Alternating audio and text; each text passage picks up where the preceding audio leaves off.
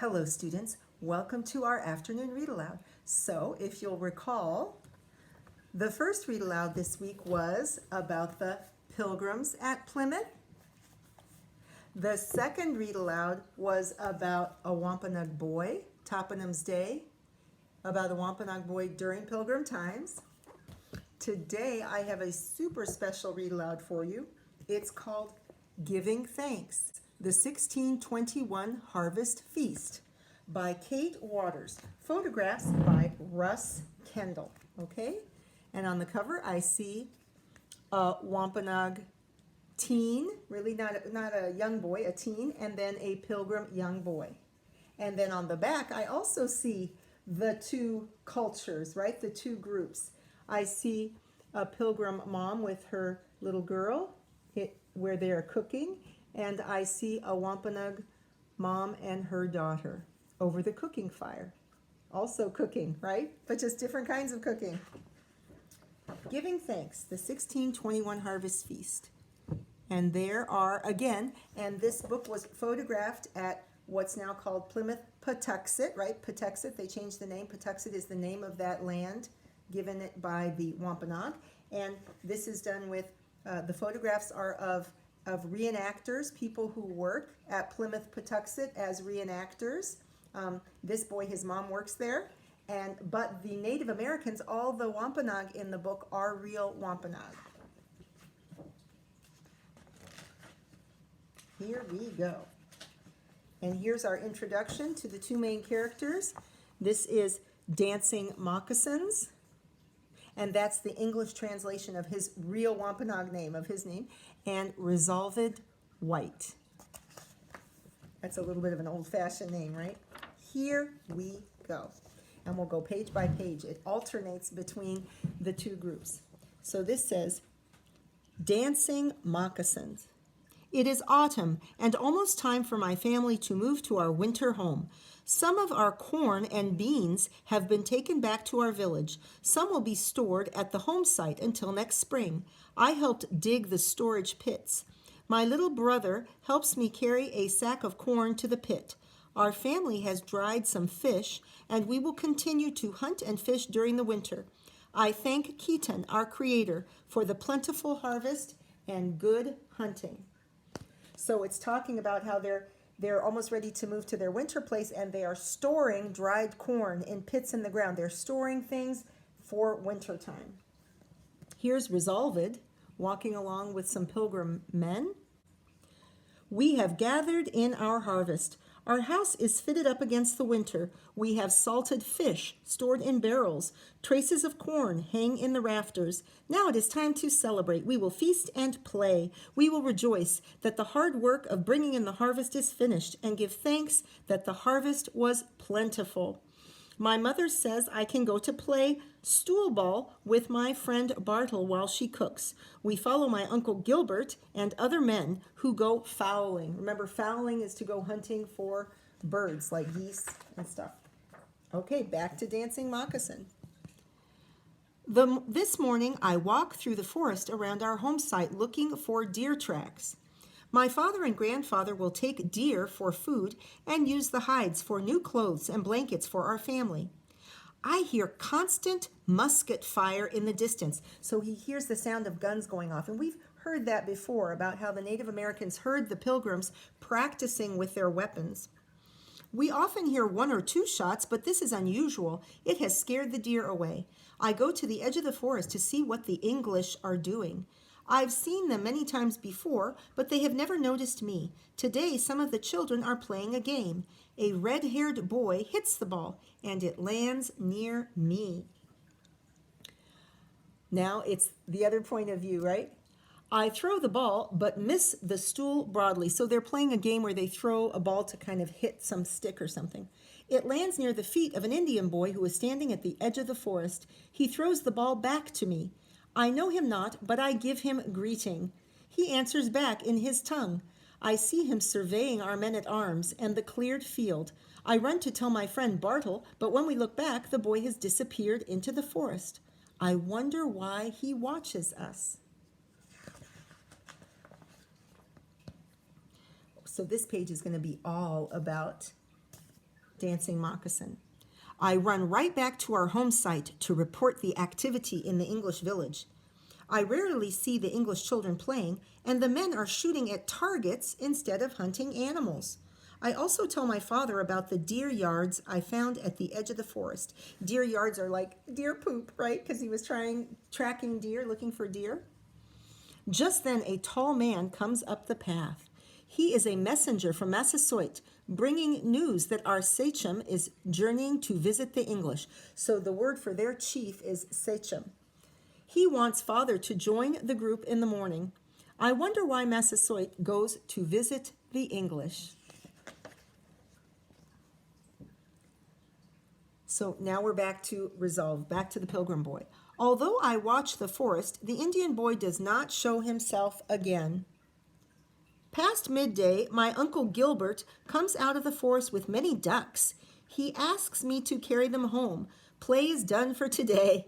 I sit outside to pluck the fowl, feathers all around. A messenger from Pokanoket comes to our house and asks for my stepfather. I hear him say that Massasoit, his wife, and many men are on their way to visit our village. My stepfather is curious. What is the purpose of King Massasoit's visit? He wonders out loud. Okay, so they brought back some birds, and now the play is over, right? He has a job to do. Now he has to pluck the feathers from the birds for them to get it ready to eat. Dancing Moccasin. Father has said that I may join him and travel with Massasoit and our people tomorrow. I have never been into the English village. I wonder how they will greet us. And there's resolve it. Before sleep, I draw one more pail of water for Mother. She is already preparing food for tomorrow, when our governor will entertain Massasoit at his table. I know not whether to rejoice or fear for tomorrow. So he's not sure whether to be excited or a little nervous. Dancing Moccasin. At daybreak, Father and I set off toward the village. I run ahead to catch up to Massasoit and his men.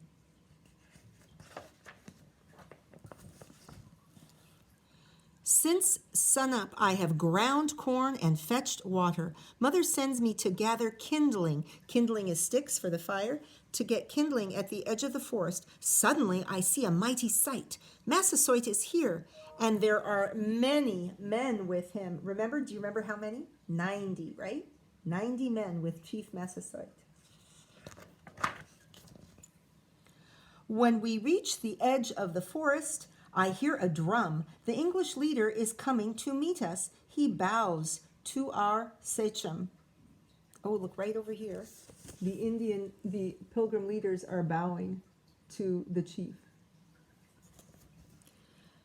Resolved. King Massasoit greets Master Bradford, our governor. The musketeers salute the visitors like royalty. So they're shooting off their muskets or their long guns as like a salute, like to honor the chief in his visit. Dancing Moccasin. Massasoit sends several hunters to get deer as a gift for the English. Father sends me too, since I tracked deer nearby yesterday. So they're going to hunt for deer. Mother has gone to our governor's house to oversee dinner. I peek through the window and see my stepfather, Master Bradford, Massasoit, and other important men at the table. Their food is finer than any I've seen since leaving home. Both the governor and the king give thanks for the food. So everyone is giving thanks for that big feast.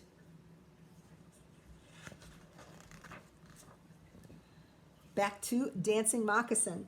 The hunt was successful. We have returned with 5 deer, which were given to the English.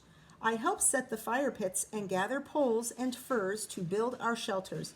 This is where we will eat and sleep during our visit. So they're going to build some temporary shelters to stay in for the 3 days of the feast, right? Because we know it's going to last for 3 days. Oh, look, the kids are together. Some native children are playing a game. They are Hubbamuck's family and live close to us. The boy I saw in the forest is with them. And now he's talking. Some of our young children are playing the pin game. The red-haired English boy is watching. I call to him and show him how to play. He is not very good at first, but this game takes practice. So they're sharing their customs, right? These are their customs. They're sharing their games and their customs. Resolved. Later, I watched some of our men and some of the native men pitching the bar in the street. Each wants to be the strongest and throw the log furthest. So this is a game where young men are throwing a big log. They run holding a log close to their body. They run and then they kind of flip it. And the game is to see who can flip it the farthest to show how strong they are. As the sun lowers, I sup. That means I eat supper, right? With some of the other village children and their families. There is venison and duck and goose and pompion and samp. So let's talk about those foods. Venison is deer meat. Duck, goose, pompion. Pompion was their word for pumpkin. And remember I told you, we saw in the video, of course they didn't make pumpkin pie because they didn't have those other ingredients, but they cooked pumpkin to kind of a mash, like mashed potatoes, but pumpkin. And then samp was like porridge made from corn, made from ground corn. Dancing Moccasin. Father and I cook some venison and talk about this day. I am glad he allowed me to join him. So here's Dancing Moccasin at night and Resolved at night. Later, Father leads the singing. He uses singing sticks to keep time. Some of the men dance to the songs. They do the warrior's dance. I can see the English boy watching from the hill. So this is how the Wampanoag are spending their evening together when they go back to their own camp after the feast. And here are the pilgrims back in their homes. Mother calls me home. I help her cook since the celebration will last several days. As swiftly as I can, I grind the corn for samp while Mother roasts one of the ducks I plucked. At last she allows me to walk down to where my uncle is standing watch. I listen to the singing and watch the dancing. So they're still watching over because they're always a little nervous or worried or wondering about what the other group is doing. So have you noticed that as soon as Dancing Moccasin saw the gunfire at the beginning and heard the muskets, he ran back and told his family, who reported it to their chief. And in the same way, they're keeping their eye on what the Indians are doing in the evening. Even though they are celebrating together, they're always kind of keeping an eye out.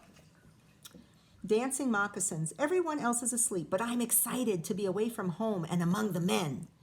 This has been an eventful day for me. I wonder what the next day will be like here among the English. I hope I can explore the village more. I thank Keaton for showing me the deer tracks and for my part in the successful hunt. Wuniok, be well. Time to rest. And here's Resolved. My stepfather fetches me home. I think he carried him. Yeah, some of you are still little enough to be carried sometimes.